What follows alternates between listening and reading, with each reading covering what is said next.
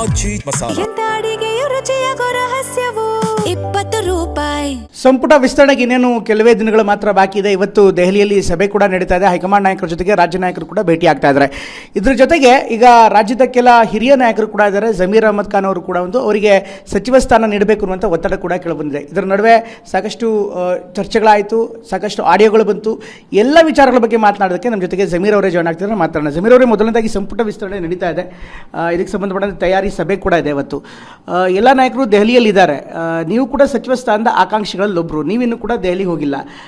ಈ ಬಾರಿ ನಿಮಗೆ ಕೊಡ್ತಾರೆ ಕೊಡಲ್ಲ ಎರಡೂ ಚರ್ಚೆ ನಡೀತಾ ಇದೆ. ನೀವೇನು ಹೇಳ್ತೀರಿ ಇದಕ್ಕೆ? ನೀವು ಆಕಾಂಕ್ಷಿನ ಹೇಗೆ? ನಾನು ದಿಲ್ಲಿಗೆ ಯಾವತ್ತೂ ಹೋಗೋನಲ್ಲ.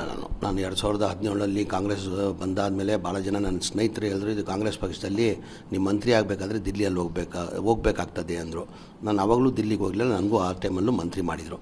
ಈಗ ಕಾಂಗ್ರೆಸ್ ಪಕ್ಷದಲ್ಲಿ ನಾವು ದಿಲ್ಲಿಗೆ ಹೋದ ತಕ್ಷಣ ಮಂತ್ರಿ ಮಾಡ್ತೀವಿ ಅಂದರೆ ತಪ್ಪಾಗ್ತದೆ. ಅದು ಏನಕ್ಕೆ ಕಾಂಗ್ರೆಸ್ ಪಕ್ಷ ಯಾರಿಗಾನ ಮಂತ್ರಿ ಮಾಡಬೇಕಾದ್ರೆ ಅವ್ರದ್ದೇ ಅಂತ ಒಂದು ಸರ್ವೆ ಮಾಡಿರ್ತಾರೆ. ಯಾರಿಂದ ಏನು ಲಾಭ ಆಗ್ತದೆ, ಪಕ್ಷಕ್ಕೆ ಏನು ಲಾಭ ಆಗ್ತದೆ, ಸರ್ಕಾರಕ್ಕೆ ಇವ್ರು ಒಳ್ಳೆ ಮಂತ್ರಿ ಕೊಟ್ಟರೆ ಇವರು ಒಳ್ಳೆ ಮಂತ್ರಿ ಕೆಲಸ ಮಾಡ್ತಾರಾ ಅಂತ ಎಲ್ಲ ಸರ್ವೆ ಮಾಡಿದ್ದಾರೆ. ಆ ಸರ್ವೆ ಪ್ರಕಾರ ಕೊಡ್ತಾರೆ.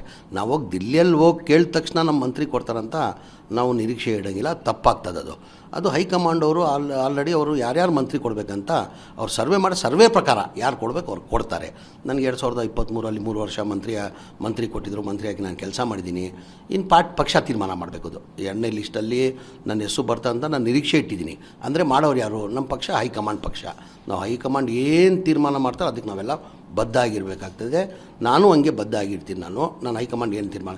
ಈಗ ಪಕ್ಷದಲ್ಲಿ ನಾನು ಇಲ್ಲಪ್ಪ ನೀನು ಮಂತ್ರಿಯಾಗಿ ಕೆಲಸ ಮಾಡಿದ್ರೆ ಮಂತ್ರಿಯಾಗಿ ಕೆಲಸ ಮಾಡ್ತೀನಿ, ಇಲ್ಲ ನೀನು ಪಕ್ಷಕ್ಕೆ ಕೆಲಸ ಮಾಡು, 3 ವರ್ಷ ಮಂತ್ರಿಯಾಗಿ ಕೊಟ್ಟಿದ್ದೀನಿ ನಿನಗೆ, ನಿನ್ನ ಪಕ್ಷದ ಕೆಲಸ ಮಾಡಿದ್ರೆ ಪಕ್ಷದ ಕೆಲಸ ಮಾಡೋಕ್ಕೂ ನಾನು ಸಿದ್ಧಾಗಿದ್ದೀನಿ. ಸರ್, ಮೊದಲನೇ ಲಿಸ್ಟಲ್ಲಿ ನಿಮ್ಮ ಹೆಸರಿತ್ತು ಅನ್ನೋಂಥ ಅನೇಕರು ಭಾವಿಸ್ಕೊಂಡಿದ್ರು. ಅನೇಕ ನಿಮ್ಮ ಸಮುದಾಯದ ನಾಯಕರು, ನಿಮ್ಮ ಸಮುದಾಯದ ಅನೇಕ ಧರ್ಮಗುರುಗಳು ಕೂಡ ಸಾಕಷ್ಟು ಒತ್ತಡವನ್ನು ಹಾಕಿದ್ರು. ಮೊದಲ ಬಾರಿ ನಿಮಗೆ ಕೈ ತಪ್ಪದಂಥ ಹಿನ್ನೆಲೆಯಲ್ಲಿ ಸಾಕಷ್ಟು ನಿರಾಶೆ ಆಗಿತ್ತಾ? ಸಾಕಷ್ಟು ಬೇಸರ ಆಗಿತ್ತಾ? ಇಲ್ಲ, ನಾನು ಮೊದಲೇ ಲಿಸ್ಟಲ್ಲಿ ಆಗ್ಬೋದು ಅಂತ ಆ ಟೈಮಲ್ಲೇ ಒಂದು ಆಡಿಯೋ ಬಂದಿತ್ತು. ನಮಗೆಲ್ಲ ಗೊತ್ತಿರ್ಬೋದು. 3ನೇ ತಾರೀಕಿಗೆ ಏನು ಪ್ರಮಾಣ ವಚನ ಆಯಿತು. ಆ 2ನೇ ತಾರೀಕಿಗೆ ಒಂದು ಆಡಿಯೋ ರಿಲೀಸ್ ಆಯಿತು ದಾವಣಗೆರೆ ಸಂಬಂಧಪಟ್ಟಂಗೆ. ಆ ಆಡಿಯೋಗೆ ನಾನು ಅದು ನನ್ನ ವಯಸ್ಸಿಲ್ಲ, ಅದು ಬೇರೆ ಯಾರೋ ಮಾಡಿದ್ದಾರೆ ಅಂತೇಳ್ಬಿಟ್ಟು ನಾನು ಆಲ್ರೆಡಿ ಕಂಪ್ಲೇಂಟು ಕೊಟ್ಟಿದ್ದೀನಿ. ಆದಮೇಲೆ FIR ಆಗಿದೆ. ಆ ತನಿಖೆ ಅಂತ ನಡೀತಾ ಇದೆ. ನಿರೀಕ್ಷೆ ಇತ್ತು ನನಗೆ, ಇಲ್ಲ ಅಂತ ಇಲ್ಲ, ನಿರೀಕ್ಷೆ ಇತ್ತು ಫಸ್ಟ್ ಲಿಸ್ಟಲ್ಲಿ ಬರ್ತಾರಂತ. ಆ ಆಡಿಯೋದಿಂದ ಏನೋ ಒಂದು ತಪ್ಪಿದೆ, ಮಂತ್ರಿ ಅನ್ನೋ ತಪ್ಪಿದೆ ಅಂತ.